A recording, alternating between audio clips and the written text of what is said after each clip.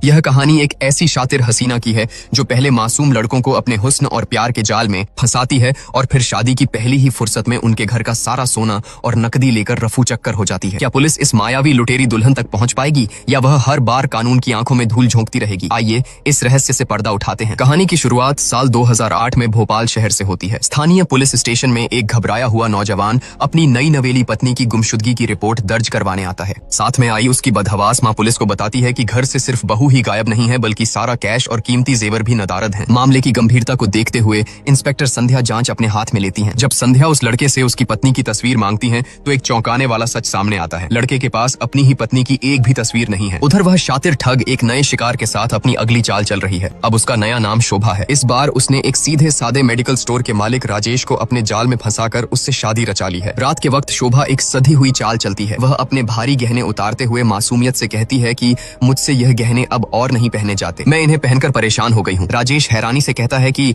तुम भी कितनी अजीब हो, लड़कियों को तो गहनों का बहुत शौक होता है। शोभा गहरी आंखों से राजेश को देखते हुए कहती है कि मेरे लिए ये जेवर मायने नहीं रखते, मुझे तो बस आप चाहिए। यह सुनते ही राजेश खुशी से फूला नहीं समाता और पूरी तरह उसके झांसे में आ जाता है। वह उसे बताता है कि अलमारी में तिजोरी की चाबी रखी है, जब उसका मन करे वह अपने गहने सुरक्षित वहां रख सकती है। राजेश जब प्यार से उसके करीब आने की कोशिश करता है तो शोभा बड़ी ही चालाकी से उसे रोकते हुए कहती है कि अभी नहीं, जब हम हनीमून पर जाएंगे तब। अगले दिन पुलिस स्टेशन में वह पहला पीड़ित लड़का खाली हाथ लौट कर आता है। वह इंस्पेक्टर संध्या को बताता है कि उसकी शातिर पत्नी जेवरों के साथ साथ शादी की सारी तस्वीरें और एल्बम भी साथ ले गई हैं। संध्या पूछती है कि क्या तुमने लड़की के मायके वालों से संपर्क करने की कोशिश की? लड़का मायूसी से जवाब देता है कि उसने कॉल की थी लेकिन उनका फोन स्विच ऑफ आ रहा है। सुराग की तलाश में संध्या और वह लड़का शादी के फोटोग्राफर के पास पहुंचते हैं। फोटोग्राफर उन्हें बताता है कि वह शादी की एल्बम बनने के 1 महीने बाद सारा डिजिटल डेटा डिलीट कर देता है, लेकिन वह एक बेहद अहम जानकारी देता है कि शादी के 2 दिन बाद ही आपके चाचा जी आकर तस्वीरों वाली सीडी अपने साथ ले गए थे। लड़का हैरान रह जाता है और कहता है कि मेरे तो कोई चाचा है ही नहीं। संध्या तुरंत समझ जाती है कि खेल कितना गहरा है। वह कहती है कि इसका मतलब वह सीडी ले जाने वाला शख्स तुम्हारी पत्नी का ही कोई नकली चाचा या साथी होगा। तफ्तीश करते हुए पुलिस की टीम उस चाचा के घर पहुंचती है जिसका पता लड़की वालों ने दिया था, लेकिन वहां सिर्फ एक ताला लटक रहा होता है। पड़ोसियों से पूछताछ में पता चलता है कि वहां रहने वाले लोग महज 15-20 दिन पहले ही इस शादी के नाटक के लिए आए थे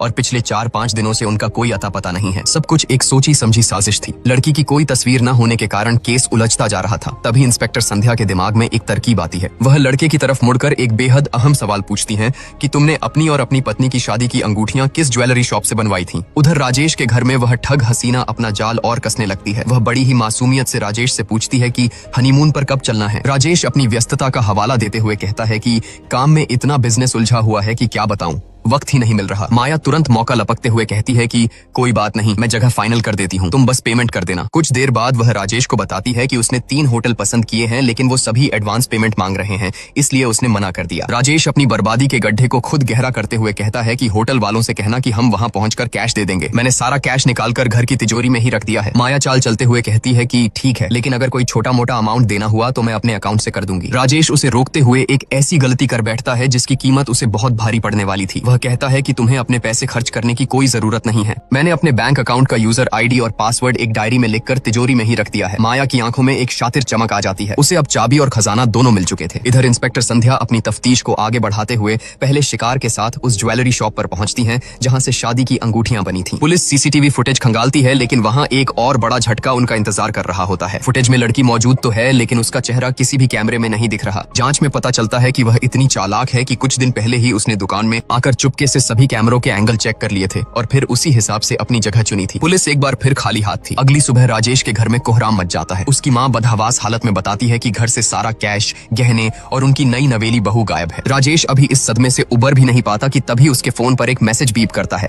उसके बैंक अकाउंट से 12 लाख निकाले जा चुके थे। लुटेरी दुल्हन अपना काम कर चुकी थी। कहानी अब एक नया मोड़ लेती है और हम पहुंचते हैं खंडवा। यहाँ एंट्री होती है खंडवा के खूंखार डॉन नेत्रा की। नेत्रा अपने ही एक आदमी पर बंदूक ताने खड़ा है। वह ठंडे स्वर में कहता है कि तुम्हें धोखा नहीं देना चाहिए था, अगर तुम्हें पैसे ही चाहिए थे तो सीधे मुझसे मांग लेते, और इसी के साथ वह उसे गोली मार देता है। तभी नेत्रा का फोन बजता है। दूसरी तरफ से एक आवाज आती है कि माया का पता चल गया है। जी हाँ दोस्तों, इस लुटेरी दुल्हन का असली नाम माया है और इसका हौसला इतना बुलंद है कि इसने इस खूंखार डॉन नेत्रा को भी नहीं बख्शा था और उसे भी लूटकर फरार हो गई थी। कहानी कुछ हफ्ते आगे खिसकती है। इंस्पेक्टर संध्या के फोन पर एक कॉल आती है। यह कॉल किसी और की नहीं बल्कि विशाल की थी। विशाल वही शख्स है जो कभी संध्या से शादी करने वाला था, लेकिन ऐन मौके पर उसने संध्या को धोखा देकर किसी और लड़की से शादी कर ली थी। लेकिन लेकिन कर्मा अपना खेल खेल चुका था। विशाल फोन पर घबराई हुई आवाज में कहता है कि मेरी पत्नी मुझे लूट कर भाग गई है, तुम पुलिस में हो, प्लीज मेरी मदद करो। विडंबना देखिए कि विशाल को भी उसी माया ने अपना शिकार बनाया था। संध्या अपने अतीत की कड़वाहट को किनारे रखते हुए एक जिम्मेदार पुलिस ऑफिसर की तरह जवाब देते हुए कहती है कि ठीक है, मैं कल तुमसे खंडवा आकर मिलती हूँ। इसके तुरंत बाद वह अपने एसीपी को फोन मिलाती हैं और कहती हैं कि लुटेरी दुल्हन के बारे में एक पक्की टिप मिली है, मुझे तुरंत खंडवा जाना होगा। परमिशन मिलते ही संध्या उस मायावी ठग का पर्दाफाश करने के लिए खंडवा पहुंच जाती है। इधर नेत्रा अपने आदमियों को आदेश देता है कि माया इतनी बेवकूफ नहीं कि किसी बड़े होटल या लॉज में रुके। उसे ढूंढना है तो शहर के पुराने घरों और धर्मशालाओं की खाक छानो, जहाँ कोई ज्यादा पूछताछ नहीं करता। जाओ और उसे मेरे सामने लेकर आओ। उधर माया अपने गैंग के साथियों मनोहर और मीना के साथ एक पुरानी धर्मशाला में छिपी है। मनोहर घबराहट में कहता है कि हमें जल्द से जल्द यह शहर छोड़ देना चाहिए, लेकिन माया बहुत शांत और चालाक है। वह समझाती है कि यह शहर छोटा है और हर तरफ पुलिस की सख्त नाकाबंदी है। अभी बाहर निकलना खतरे से खाली नहीं, जैसे ही मौका मिलेगा हम यहाँ से रफू चक्कर हो जाएंगे। कुछ देर बाद माया अपनी योजना को अंजाम देती है। वह मनोहर और मीना से कहती है कि तुम लोग यहाँ से निकलो, मैं कुछ देर बाद तुम्हें सीधे रेलवे स्टेशन पर मिलूंगी। लेकिन जैसे ही माया धर्मशाला से बाहर निकलती है, नेत्रा का छोटा भाई रघु उसे देख लेता है। शिकार को सामने देख रघु तुरंत अपने गुंडों के साथ उसके पीछे लग जाता है। उसी वक्त लुटेरी दुल्हन की तलाश में शहर की खाक छान रही इंस्पेक्टर संध्या की गाड़ी माया के ऑटो से टकराते टकराते बचती है। संध्या की नजर पड़ती है कि कुछ गुंडे एक अकेली लड़की का पीछा कर रहे हैं। पुलिस की वर्दी में मौजूद संध्या तुरंत एक्शन में आती है और मौके पर पहुंच जाती है। संध्या दबंग अंदाज में चेतावनी देती है कि मैं मध्य प्रदेश पुलिस से हूँ, इस लड़की को छोड़ दो वरना बहुत मारूंगी। रघु उसकी चेतावनी को हल्के में लेते हुए एक भद्दी टिप्पणी करता है कि पैंट शर्ट पहन लेने से ज्यादा मर्दानगी दिखाने की जरूरत नहीं है। इतना सुनना था कि संध्या बिना पलक झपकाए अपनी बंदूक निकालती है और सीधा रघु के पैर में गोली मार देती है। वह कड़क आवाज में कहती है कि तुम्हें यह बकवास करने की कोई जरूरत नहीं थी। खौफजदा गुंडे घायल रघु को उठाते हैं और वहां से दुम दबाकर भाग निकलते हैं। गुंडों के जाने के बाद संध्या माया से पूछती है कि कौन थे वो लोग। माया जो झूठ बोलने में माहिर है, एक मनगढ़ंत और भावुक कहानी सुनाती है। वह बेचारी बनने का नाटक करते हुए कहती है कि वे मेरे ससुराल वाले थे, दहेज के लिए मेरे घर वालों को बहुत परेशान करते थे और अब मुझे बेचने जा रहे थे। मैं बस मौका पाकर अपनी जान बचाकर भाग रही थी। संध्या को उस पर तरस आ जाता है। वह कहती है कि तुम तो पढ़ी लिखी लगती हो, फिर ऐसे लोगों से दबकर क्यों रहती हो। इसके बाद संध्या के मुंह से एक ऐसा डायलॉग निकलता है जिसमें एक गहरी विडंबना छिपी थी कि कभी कभी मुझे लगता है कि वो लुटेरी दुल्हन बिल्कुल सही करती है, जो ऐसे लालची मर्दों से शादी करके उन्हें लूट कर भाग जाती है। संध्या उससे पूछती है कि अब वह कहाँ जाएगी। माया मासूमियत से कहती है कि वह इस शहर में सुरक्षित नहीं है और अपनी मौसी के पास राजस्थान चली जाएगी। संध्या न सिर्फ उसे जाने देती है बल्कि उसकी मदद के लिए उसे अपनी जेब से कुछ पैसे भी दे देती है। उसी रात विशाल संध्या से मिलता है। वह अपने पुराने फैसले पर बहुत शर्मिंदा है। वह संध्या से माफी मांगते हुए कहता है कि मैं हमेशा से तुम्हें पसंद करता था, लेकिन मेरे घर वालों को एक सीधी सादी घरेलू लड़की चाहिए थी और तुम पुलिस में थी, इसलिए मैंने वो शादी की। अपनी गलती पर पछताते हुए विशाल अपनी उस पत्नी की तस्वीर संध्या को दिखाता है जो उसे लूट कर भागी है। तस्वीर देखते ही संध्या के पैरों तले जमीन खिसक जाती है। वह सन्न रह जाती है क्योंकि तस्वीर में दिख रही लड़की कोई और नहीं बल्कि वही बेचारी लड़की थी जिसे आज सुबह संध्या ने अपनी जान जोखिम में डालकर गुंडों से बचाया था और अपने हाथों से पैसे देकर राजस्थान भेजा था। लुटेरी दुल्हन उसके हाथों से फिसल चुकी थी। माया रुकने वालों में से नहीं थी। उसने अपना अगला शिकार भी चुन लिया था, इंदौर के एक रईस परिवार का लड़का रथी। दूसरी तरफ सच्चाई जानने के बाद संध्या ने भी माया को पकड़ने के लिए अपनी पूरी ताकत झोंक दी थी। इसी तलाश के दौरान संध्या की नजर रघु के एक गुंडे पर पड़ती है। सख्ती से पूछताछ करने पर वह उगल देता है कि पैर में गोली लगने के बाद रघु को एक नर्सिंग होम में भर्ती करवाया गया है। बिना कोई वक्त गंवाए संध्या वहां पहुंचती है और रघु को घसीटते हुए अपने साथ उठा लाती है। जब यह खबर नेत्रा तक पहुंचती है तो उसका खून खौल उठता है। पुलिस महकमे में भी हड़कंप मचा हुआ है। एक कांस्टेबल संध्या को रिपोर्ट देता है कि उसने पूरा उज्जैन छान मारा लेकिन लुटेरी दुल्हन का कोई नामो निशान नहीं मिला। तभी एक और इंस्पेक्टर आकर बताता है कि इंदौर पुलिस से भी कोई मदद नहीं मिल सकी क्योंकि वहां के स्थानीय इंस्पेक्टर के घर शादी थी और पूरा पुलिस डिपार्टमेंट उसी में व्यस्त था। यह सुनकर संध्या भड़क जाती है। वह तुरंत उस इंदौर वाले इंस्पेक्टर को फोन लगाती है और खरी खोटी सुनाते हुए कहती है कि आपके काम के तो बहुत चर्चे सुने थे लेकिन आपने तो इस केस में मेरी जरा भी मदद नहीं की। इंस्पेक्टर अपनी सफाई देते हुए कहता है कि मेरे जीजाजी शहर के बहुत नामी और रसूखदार इंसान हैं। उनके बेटे रति की शादी थी और सारा इंतजाम मुझे ही देखना पड़ा। संध्या टोकते हुए पूछती है कि शादी के इंतजाम तो आमतौर पर लड़की वाले देखते हैं ना। इंस्पेक्टर का जवाब संध्या के कान खड़े कर देता है कि लड़की के परिवार में कोई था ही नहीं, इसलिए जल्दबाजी में शादी का सारा काम हमें ही संभालना पड़ा। बिना परिवार की लड़की और जल्दबाजी में शादी, इतना सुनते ही संध्या का जासूसी दिमाग तेजी से दौड़ने लगता है। वह समझ जाती है कि अगला शिकार कौन है। वह तुरंत इंस्पेक्टर के जीजाजी से मिलने पहुंचती है। जब वह उन्हें माया की तस्वीर दिखाती है और उसकी पूरी सच्चाई बताती है तो उनके पैरों तले जमीन खिसक जाती है। वे घबराकर तुरंत अपने बेटे रति को फोन मिलाते हैं और उसे पूरी हकीकत बता देते हैं। फोन पर संध्या रति को सख्त हिदायत देती है कि उसे किसी भी कीमत पर कहीं जाने मत देना, मैं बस थोड़ी देर में वहां पहुंच रही हूँ। रति माया को अपने साथ ले जाने की कोशिश करता है लेकिन उसकी घबराहट और बदली हुई हरकतें देखकर शातिर माया तुरंत भांप जाती है कि दाल में कुछ काला है। वह तुरंत एक चाल चलती है और रति को बहाने से अपनी दवा लाने के लिए भेज देती है। जैसे ही रति नजर से दूर होता है, माया वहाँ से रफू चक्कर हो जाती है। जब संध्या मौके पर पहुंचती है तो शिकार एक बार फिर हाथ से निकल चुका था। अपनी महीनों की मेहनत को इस तरह पानी में जाते देख संध्या का गुस्सा 7वें आसमान पर पहुंच जाता है। वह रति को जोरदार थप्पड़ जड़ते हुए चिल्लाती है कि तुम्हें सिर्फ एक काम दिया था कि उसे रोके रखना और तुम वो भी नहीं कर पाए। अपने बेटे को यूं सरेआम पिटता देख रति के रसूखदार पिता का अहम जाग उठता है। वे संध्या को उल्टा सीधा बोलने लगते हैं। गुस्से में अंधी हो चुकी संध्या इस बात को बर्दाश्त नहीं कर पाती और आव देखा न ताव रति के पिता के गाल पर भी एक करारा थप्पड़ जड़ देती है। रति के पिता आग बबूला होकर धमकी देते हैं कि तुम नहीं जानती कि तुमने किस पर हाथ उठाया है, मैं तुम्हें सस्पेंड करवा कर ही रहूंगा। और उनके रसूख का असर जल्द ही दिख जाता है। विवाद इतना बढ़ जाता है कि संध्या को अपनी वर्दी से हाथ धोना पड़ता है और उसे महकमे से सस्पेंड कर दिया जाता है। उधर माया के गैंग में खौफ बढ़ने लगा था। मनोहर घबराते हुए माया से कहता है कि हालात बिगड़ रहे हैं, हमें कुछ दिनों के लिए सब कुछ छोड़कर यहाँ से निकल जाना चाहिए। लेकिन माया के सिर पर लालच का भूत सवार था। वह मुस्कुराते हुए कहती है कि निकलेंगे, लेकिन एक आखिरी और बड़ा हाथ मारने के बाद। इसी बीच नेत्रा, जो अपनी बेइज्जती का बदला लेना चाहता था, सीधे संध्या से संपर्क करता है। वह एक सौदा पेश करता है कि मेरे भाई रघु को छोड़ दो और बदले में मैं तुम्हें बताऊंगा कि तुम्हारी लुटेरी दुल्हन इस वक्त कहाँ है। संध्या के पास खोने के लिए कुछ नहीं था, इसलिए वह मान जाती है। नेत्रा उसे बताता है कि माया इस वक्त लखनऊ में अपना जाल बिछा रही है। लखनऊ में माया ने अपना नया और अब तक का सबसे रईस शिकार ढूंढ लिया था। जतिन एक बहुत बड़े बिजनेसमैन का बेटा है। वह विदेश में पढ़ाई करने गया था और वहीं उसने शादी की, लेकिन एक गंभीर लीवर की बीमारी के चलते उसकी पत्नी की मौत हो गई। इस सदमे से उबरने के लिए इंडिया लौटकर जतिन ने अपना एक एनजीओ खोल लिया जो जरूरतमंदों के लीवर ट्रांसप्लांट में मदद करता था। माया ने यहाँ अपना नाम निकिता रखा है। शातिर माया एक नकली मेडिकल फाइल बनवाती है और जतिन के ही अस्पताल में रखवा देती है। जब अस्पताल के डॉक्टर निकिता को बुलाकर बताते हैं कि उसके इलाज का सारा खर्चा जतिन का एनजीओ उठाएगा, तो माया अपना बेहतरीन नाटक शुरू करती है। वह हमदर्दी बटोरने के लिए अपनी जेब से कुछ पैसे निकालते हुए कहती है कि मैं ठीक होने के बाद आपका एक एक पैसा लौटा दूंगी, अभी के लिए मेरी तरफ से ये थोड़े रुपए रख लीजिए। जतिन उसे रोकते हुए भावुक होकर कहता है कि इसकी कोई जरूरत नहीं है, मेरी पत्नी को भी यही बीमारी थी और इत्तेफाक देखिए उसका नाम भी निकिता ही था। यह सुनते ही माया स्वाभिमान का झूठा नाटक करते हुए भड़क जाती है।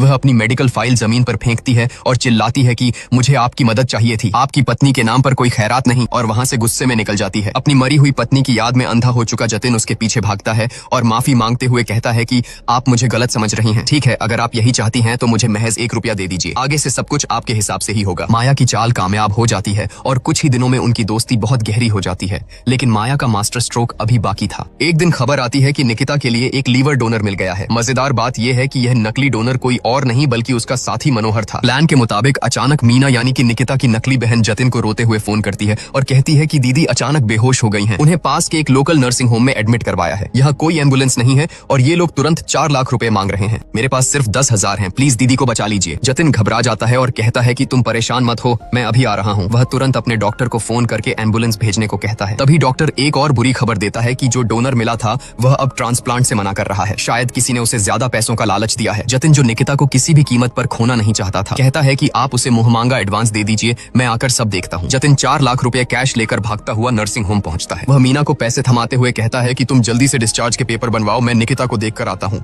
पैसे मिलते ही मीना वहाँ से रफू चक्कर हो जाती है। इधर जतिन वार्ड में दाखिल होता है। तभी एक लेडी डॉक्टर वहाँ आती है और जतिन को बाहर इंतजार करने को कहती है। जैसे ही जतिन बाहर जाता है, वह लेडी डॉक्टर अपना मास्क हटाती है। बिस्तर पर लेटी माया के होश उड़ जाते हैं। वह डॉक्टर कोई और नहीं बल्कि संध्या थी। लेकिन इससे पहले कि संध्या माया को हथकड़ी पहना पाती, वहाँ डॉन नेत्रा धमक पड़ता है। वह अपने गुंडों के साथ आता है और संध्या को चकमा देकर माया को अपने साथ घसीट कर ले जाता है। जब जतिन वापस वार्ड में आता है तो वहाँ सिर्फ संध्या खड़ी थी और बिस्तर खाली था। जतिन घबराकर पूछता है कि निकिता कहाँ है, वो कैसी है। संध्या गहरी सांस लेते हुए सीधा सवाल दागती है कि तुमने उसे पैसे तो नहीं दिए। जतिन मासूमियत से जवाब देता है कि मैंने 20 लाख रुपए डोनर को एडवांस दिलवाए हैं और 4 लाख रुपए अभी उसकी बहन को देकर आ रहा हूँ। यह सुनकर संध्या को उस पर तरस आ जाता है। वह जतिन को सच्चाई का आईना दिखाते हुए कहती है कि जिसे तुम निकिता समझ रहे हो वह एक लुटेरी दुल्हन है। तुम्हारी तरह न जाने कितने लड़कों को वह अपने प्यार और बेचारगी के जाल में फंसाकर इसी तरह लूट चुकी है। तुम लुट चुके हो जतिन। माया के किडनैप होने के बाद उसके गैंग में खलबली मच गई है। मनोहर झल्लाते हुए कहता है कि सब कुछ एकदम सही चल रहा था, पता नहीं बीच में ये नेत्रा और वह सस्पेंड इंस्पेक्टर संध्या कहाँ से टपक पड़े। अब नेत्रा माया को छोड़ने के बदले भारी रकम मांगेगा। वहीं दूसरी तरफ नेत्रा के चंगुल में फंसी माया का सारा गुरूर टूट चुका है। वह गिड़गिड़ाते हुए कहती है कि मुझसे गलती हो गई, मुझे माफ कर दो, तुम जो कहोगे मैं वही करूंगी। नेत्रा खूंखार आवाज में कहता है कि तेरे ऊपर मेरे 25 लाख रुपए बकाया हैं, मुझे पाई पाई सूद समेत चाहिए और इसके बाद इस शहर में अपनी शक्ल कभी मत दिखाना। माया डरते हुए एक शर्त रखती है कि ठीक है, मैं सारे पैसे दे दूंगी, लेकिन पहले मेरे पापा को मनाली के वृद्धाश्रम से यहाँ ले आओ। नेत्रा उसे घूरते हुए कहता है कि झूठ मत बोल, मैंने पता करवाया था, तेरे पापा मनाली में नहीं है। माया जिद पर अड़ जाती है कि तुम चाहो तो खुद फोन करके पता कर लो। माया की बात सुनकर नेत्रा मनाली मनाली के उस वृद्धाश्रम में फोन लगाता है। वहाँ से उसे एक नंबर दिया जाता है, लेकिन जैसे ही नेत्रा उस नंबर पर कॉल करता है तो सामने से आवाज आती है। ये आवाज किसी और की नहीं बल्कि इंस्पेक्टर संध्या की थी। दरअसल संध्या हमेशा माया से एक कदम आगे चल रही थी। कुछ दिन पहले ही वह मनाली के वृद्धाश्रम पहुंच गई थी और माया के पिता को अपने साथ ले आई थी। उसने वहां काम करने वाली महिला को अपना नंबर देकर हिदायत दी थी कि अगर कोई भी इनके बारे में पूछे तो उसे मेरा यह नंबर दे देना। संध्या की आवाज सुनते ही नेत्रा के पसीने छूट जाते हैं। वह समझ जाता है कि पुलिस उनके बहुत करीब है। माया मीना को फोन मिलाती है और कहती है कि मेरे बैग में एक डायरी रखी है, उसमें कृष्णा ज्वेलर्स का नंबर होगा, उन्हें फोन लगाओ और कहो कि माया ने तुरंत पैसों का इंतजाम करने को कहा है। मीना घबराकर पूछती है कि पैसे लेकर कहाँ आना है। नेत्रा फोन छीनता है और कहता है कि रेलवे स्टेशन पहुंचो, बाकी मैं खुद देख लूंगा। अगले दिन रजनीश संध्या को एक अहम सुराग देता है कि नेत्रा कल रात हरदोई की तरफ निकला है। तभी रजनीश के फोन पर किसी की कॉल आती है जो शायद उन्हें पक्की लोकेशन दे देती है। उधर मीना पैसों का बैग लेकर रेलवे स्टेशन पहुंचती है। तभी एक गाड़ी आकर उसके पास रुकती है और नेत्रा के गुंडे मीना को अंदर खींच लेते हैं। गाड़ी में नेत्रा पैसों का बैग खोलता है और भड़क जाता है। माया अपनी जान बचाते हुए कहती है कि बाकी के रुपए कृष्णा ज्वेलर्स से लेकर मनोहर आ रहा है, लेकिन इससे पहले कि नेत्रा कुछ और कर पाता वहाँ पुलिस की सायरन गूंज उठती है। संध्या और रजनीश अपनी पूरी टीम के साथ वहाँ पहुंच चुके हैं। उन्होंने नेत्रा और माया को चारों तरफ से घेर लिया है। तभी कहानी एक फ्लैशबैक में चली जाती है जो इस पूरे खेल का सबसे बड़ा राज खोलने वाला है। माया की डायरी में लिखा कृष्णा ज्वेलर्स का नंबर असल में किसी सुनार का नहीं बल्कि इंस्पेक्टर संध्या का ही था। जब मीना ने पैसों की मदद के लिए उस नंबर पर कॉल किया तो दूसरी तरफ संध्या थी। उसी कॉल को ट्रेस करते हुए संध्या मीना का पीछा कर रही थी और बिल्कुल सही वक्त पर नेत्रा के अड्डे तक पहुंच गई। पुलिस को देखते ही वहां भयंकर गोलीबारी शुरू हो जाती है। गोलियों की तड़तड़ाहट के बीच एक गोली संध्या को छूकर निकल जाती है और दूसरी गोली मीना को लग जाती है। इसी अफरा तफरी का फायदा उठाकर माया खुद उस खूंखार डॉन नेत्रा को गोली मार देती है। तभी उस पुराने गोदाम में एक भयंकर आग लग जाती है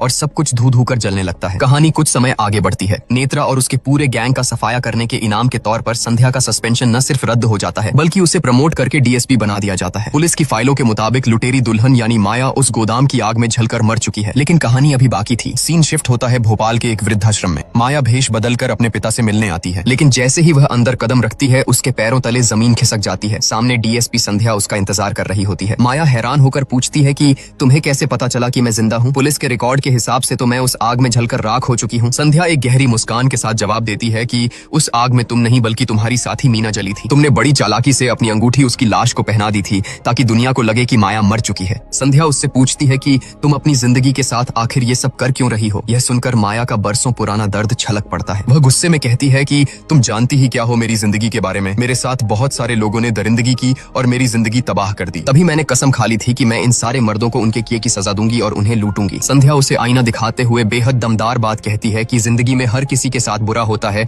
लेकिन हर किसी को एक चॉइस मिलती है। वही चॉइस तय करती है कि हम क्या बनेंगे। बचपन में मेरे पापा भी हमें बेसहारा छोड़कर चले गए थे। मेरे पास भी दो रास्ते थे, या तो मैं हालात से हारकर कोई गलत रास्ता चुन लेती या मेहनत करके इज्जत से जीती। आज मैं एक पुलिस अफसर हूँ क्योंकि वो मेरी चॉइस थी। माया शांत हो जाती है और पूछती है कि तुम्हें कैसे पता था कि मैं आज ही यहाँ मिलूंगी? संध्या कहती है कि क्योंकि मैं जानती हूँ कि आज तुम्हारे पापा का जन्मदिन है और तुम दुनिया में कुछ भी छोड़ सकती हो पर उनसे मिलने जरूर आओगी। इसके बाद संध्या कुछ ऐसा करती है जिसकी उम्मीद माया को भी नहीं थी। वह कहती है कि मैं तुम्हें एक नई शुरुआत करने का दूसरा मौका दे रही हूँ। जब तक तुम्हारे पिता जिंदा हैं तुम हमेशा उनके साथ रहोगी और उन्हें दोबारा किसी वृद्धाश्रम में अनाथों की तरह नहीं छोड़ोगी। संध्या की बात सुनकर माया मान जाती है। वह लूटे हुए रुपयों का एक भरा हुआ बैग संध्या के हाथ में थमाती है और अपने पापा का जन्मदिन मनाने अंदर चली जाती है। रात को जब संध्या अपने घर पहुंचकर रिकवर किए गए उस रुपयों के बैग को खोलती है तो जो नजारा वह देखती है वह चौंकाने वाला था। बैग के अंदर नोटों की गड्डियों में सिर्फ ऊपर और नीचे असली नोट लगे थे और बाकी बीच में कोरे कागज की रद्दी भरी हुई थी। यह देखकर संध्या को जरा भी गुस्सा नहीं आता बल्कि वह जोर जोर से हंसने लगती है। उसे एहसास होता है कि वह शातिर लुटेरी दुल्हन जाते जाते पुलिस को भी अपना शिकार बना गई और उसे भी धोखा दे गई। संध्या की इसी मुस्कान के साथ यह शानदार और थ्रिलर सीरीज यहीं खत्म हो जाती है।